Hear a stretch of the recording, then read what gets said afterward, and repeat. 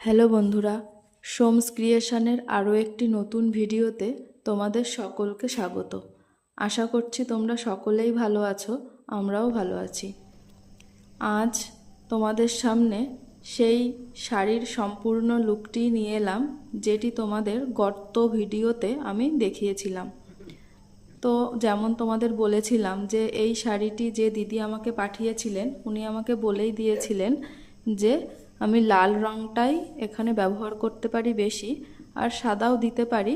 তবে শাড়িটা যেহেতু সাদা, সেই জন্য আমি সাদা রঙটা খুবই কম ব্যবহার করেছি, লাল রঙটাই চেষ্টা করেছি বেশিটা রাখতে। আর যে ময়ূরের কাজটা করেছিলাম, সেই ময়ূরের চোখটা একটু ফুটিয়ে তোলার জন্যে খুবই সামান্য কালো দিয়ে একটু কাজ করেছি। আশা করছি হয়তো এটাতে অসুবিধা হবে না। তো তোমরা সম্পূর্ণ কাজটি দেখো এবং জানিও আমি এই শাড়িটা কতটা ফুটিয়ে তুলতে পারলাম বা সম্পূর্ণ হওয়ার পর তোমাদের কেমন লাগছে। তোমরা অবশ্যই মতামত জানিও, তাহলে আমার ভালো লাগবে।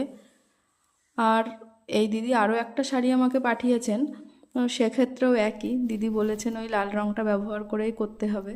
তো যাই হোক, সেটা পরবর্তীতে তোমাদেরকে অবশ্যই দেখাবো।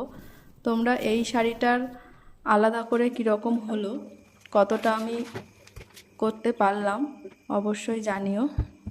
আর যেহেতু আমি ভিডিও করছি, ছাড়ছি খুবই অল্প কদিন, তো তোমরা যারা পুরানো আছো বা নতুন, আশা করব সকলেই পাশে থাকবে। আমিও চেষ্টা করব সকলের পাশে থাকতে। হয়তো সব সময় সেরকম করে সবাইকে লাইক কমেন্ট করে উঠতে পারছি না, তবে যখনই সময় পাবো অবশ্যই করব।